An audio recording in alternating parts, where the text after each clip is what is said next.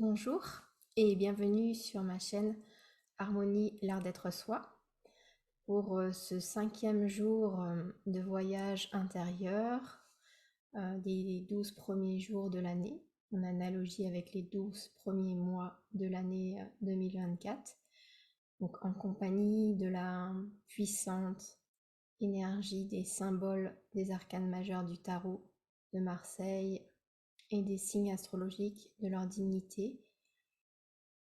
Voilà, qui nous accompagne comme 12 bénédictions, 12 portes qui s'ouvrent sur le champ des possibles pour cette année 2024, en laissant leur empreinte énergétique, voilà, de soutien.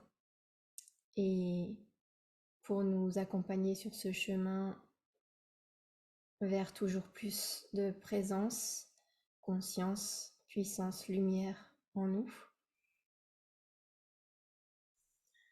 Donc le battleur rencontre aujourd'hui le pape,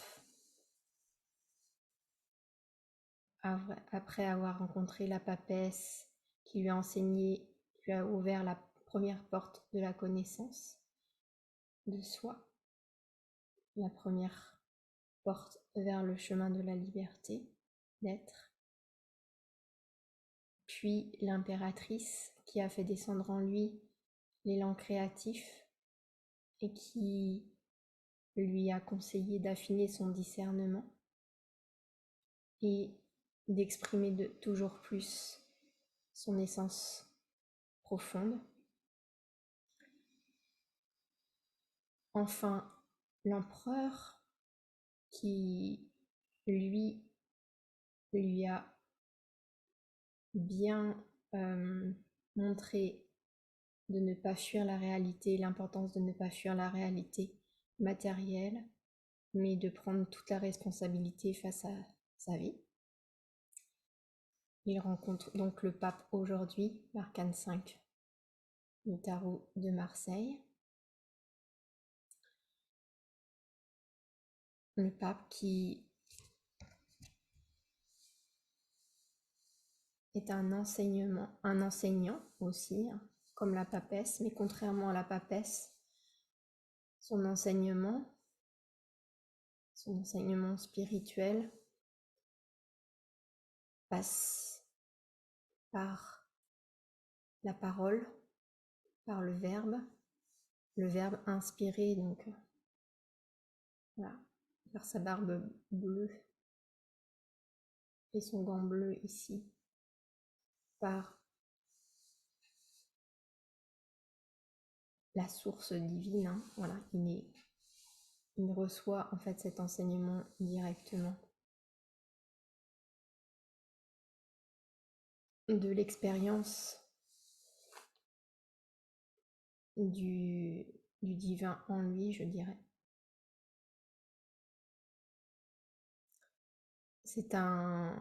Donc il ne s'agit pas du pape de l'Église catholique avec ses dogmes. Il ne s'agit pas d'un enseignement dogmatique, mais vraiment d'un enseignement spirituel. Il montre ici avec sa main la voie du cœur et il dit au battleur qu'il est temps maintenant de suivre la voie de son cœur, sa seule guidance intérieure.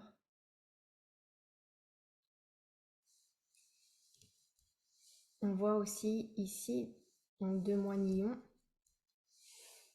qui peuvent, donc avec les tonsures qui représentent une spirale qui tourne dans un sens puis dans l'autre, qui peuvent représenter en fait 2 parties duel du battleur, qui peuvent représenter en fait l'intelligence intuitive et l'intelligence rationnelle de l'autre, qui peuvent justement être un petit peu en dualité à l'intérieur de lui. Et le pape lui enseigne que s'il suit la voie du cœur, il réussira à réaliser l'union en fait de ces deux parts. Voilà. Et qu'en étant en union en lui-même, en retrouvant son unité,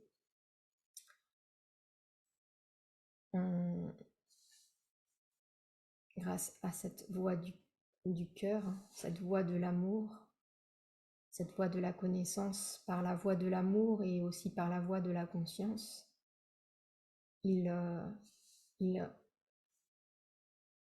par l'union en lui-même, il pourra justement être en alliance avec l'autre. Voilà. Donc souvent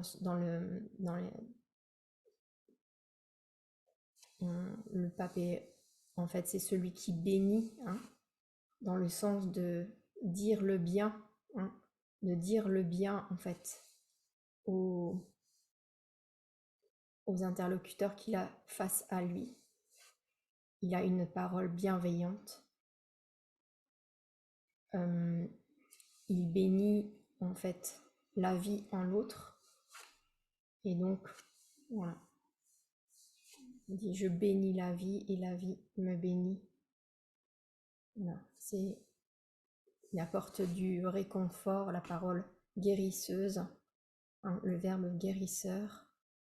Et je dirais que son enseignement passe à la fois par le verbe, la parole, mais la parole aussi qui questionne, hein. Il dit au battleur, as-tu bien assimilé les leçons des autres maîtres, hein, de la papesse, de l'impératrice et de l'empereur? Comment les intègres-tu dans ta vie?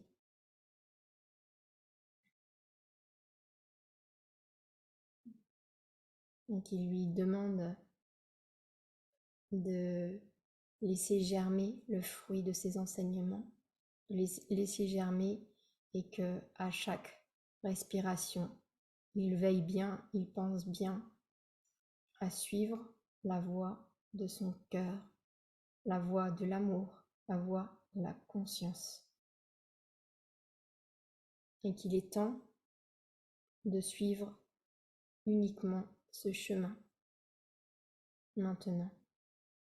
Ce chemin vers l'union en soi, le mariage en soi, de se marier avec l'autre, de s'allier avec l'autre. Le chemin vers son unité, sa plénitude, sa force intérieure.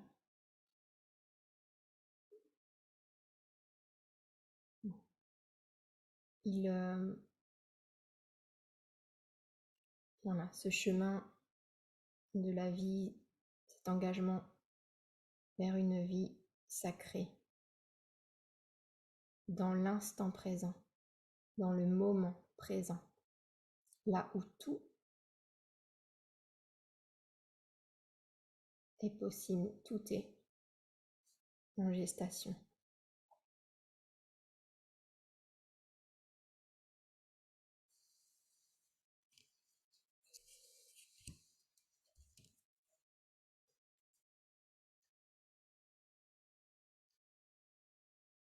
Donc oui, ça passe par la parole et le silence signifiant.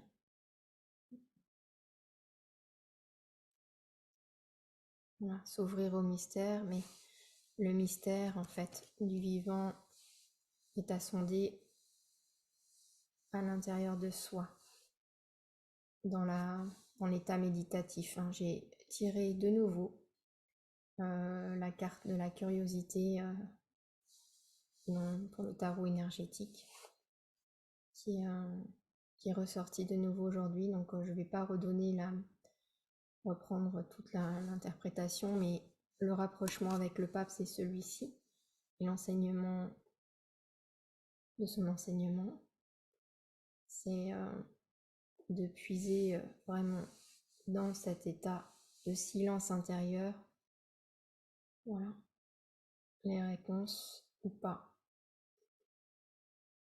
à nos questionnements, la voix du cœur, la voix de notre plénitude,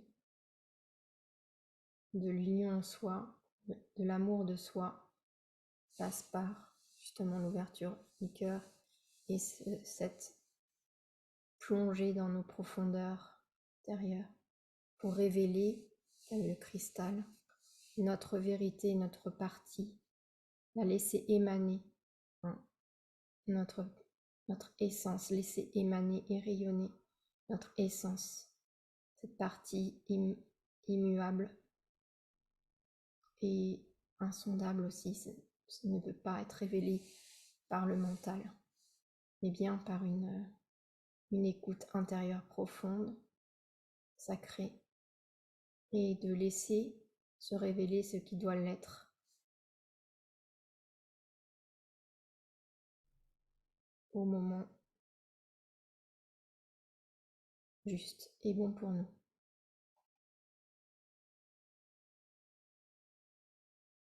Voilà. Et d'être comme le pape, un pont entre justement notre source intérieure, force universelle, et notre incarnation terrestre.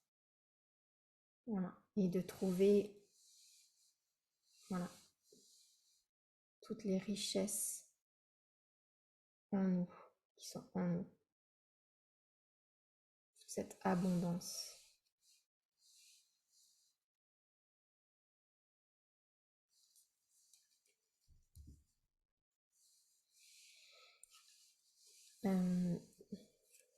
Donc les gardiennes de la lumière aujourd'hui sont Radha. J'ai de nouveau tiré Radha. Donc pareil, je ne vais pas tout reprendre de l'interprétation, mais ce que je retiens, c'est l'ouverture du cœur et le fait de trouver, vous voyez, elle est parée de 1000 bijoux.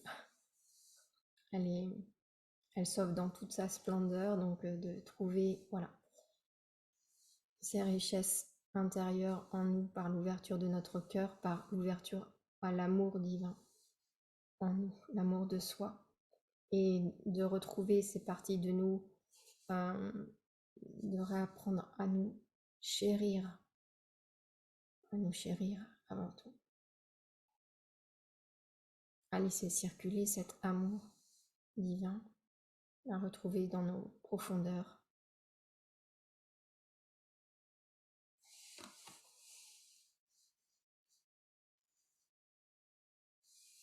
Et j'ai aussi, c'est invité aussi Brigitte, qui est une déesse celte.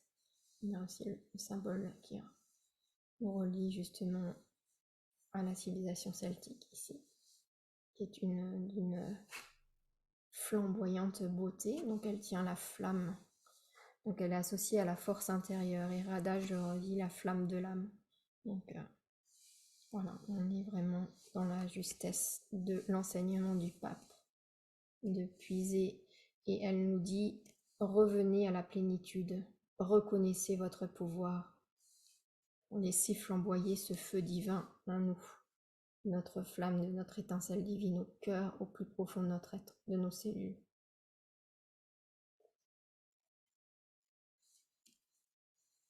Donc, je vais vous lire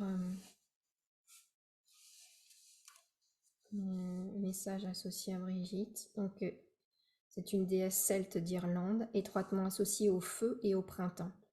Elle est la flamme jumelle de Cernunnos.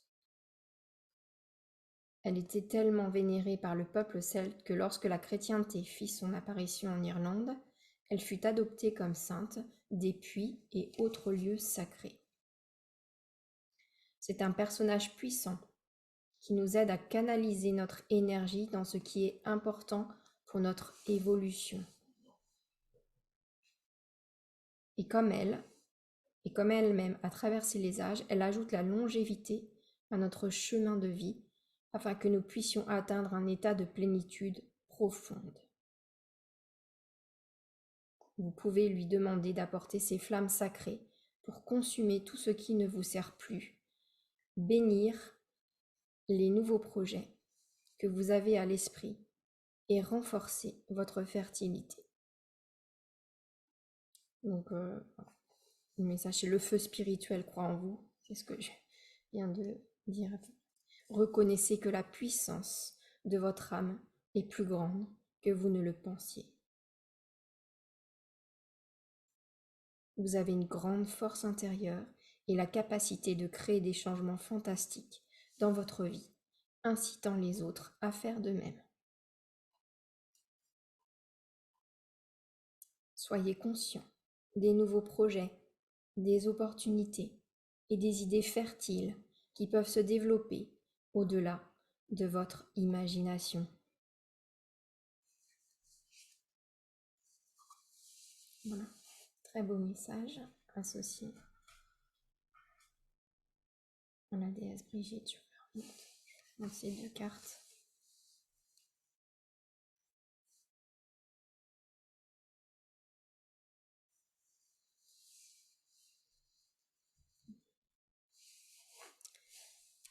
Pour accompagner ces belles énergies, ces belles vibrations, ces messages puissants, c'est l'énergie aussi aujourd'hui du lion qui nous accompagne. Ce signe du lion flamboyant, parce que c'est le soleil en fait qui est en domicile, qui règne dans l'univers du lion, donc qui émane naturellement, en fait il rayonne, il a une grande énergie, une énergie solaire, parce que c'est un signe relié au feu, vraiment. Et il le rayonne naturellement vers l'extérieur. Voilà. C'est souvent un signe très charismatique, avec une autorité naturelle, une prestance qui est attirée par le sens des grandeurs, de tout ce qui brille. Voilà. Il aime briller, donc guider aussi, et réchauffer, parce qu'il peut être d'une grande générosité. Et ses travers, ça peut être justement le côté trop, l'autoritarisme, l'orgueil démesuré. Voilà. Et par contre, il porte souvent en lui des valeurs profondes, des valeurs nobles, des valeurs justes. Et donc, il a un leadership naturel, c'est un meneur en général.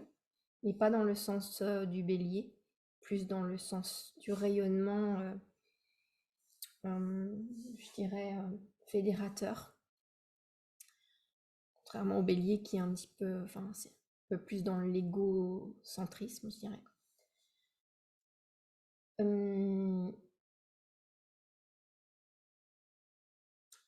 Et on a la planète Neptune qui est exaltée dans ce signe, qui peut justement amener ses valeurs de grandeur, des valeurs justement humanistes, philanthropiques, philosophiques, voilà, de l'esprit. Ça apporte cette profondeur-là dans le rayonnement du lion, peut-être.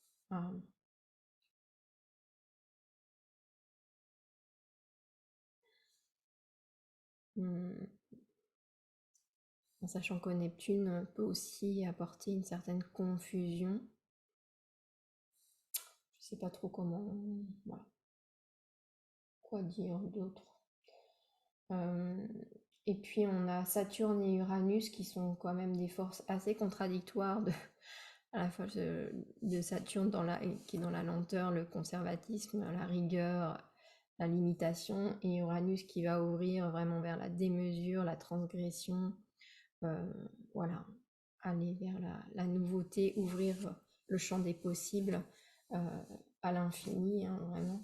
Donc il y a ces forces, ils sont en exil, donc dans un territoire inconnu, mais ils vont quand même chercher à porter, donc du coup, je dirais à équilibrer peut-être justement les penchants, enfin voilà, à, à la fois recadré et limité par Saturne, bah, ce rayonnement, le mesurer, hein, apporter une certaine mesure. Et puis Uranus aussi, bah, justement impulser aussi des élans novateurs, des idées vraiment très hors normes. Voilà, côté hors norme un peu des choses. Il va pousser aussi le lion dans ce sens. Mais faut-il que ces deux forces s'équilibrent euh, pour, euh, pour apporter justement une harmonie, une plénitude dans cet univers. Euh, voilà, qui est... Je rappelle, hein, c'est en fait chaque signe, chaque planète sont des grands êtres de lumière et chaque signe représente à peu près 1/12 de l'ensemble du cosmos. Hein. Donc on peut imaginer que ça nous ouvre vers des dimensions non conceptualisables par le mental, quoi. Voilà. Je, je je vais en rester là aujourd'hui. En fait, je vais rester sur le silence signifiant que nous enseigne le pape et donc qui nous invite à laisser se déposer en nous toutes ces vibrations, tous ces enseignements, ces énergies, et à les laisser œuvrer dans le fort de notre intériorité, de notre silence, de notre écoute profonde intérieure.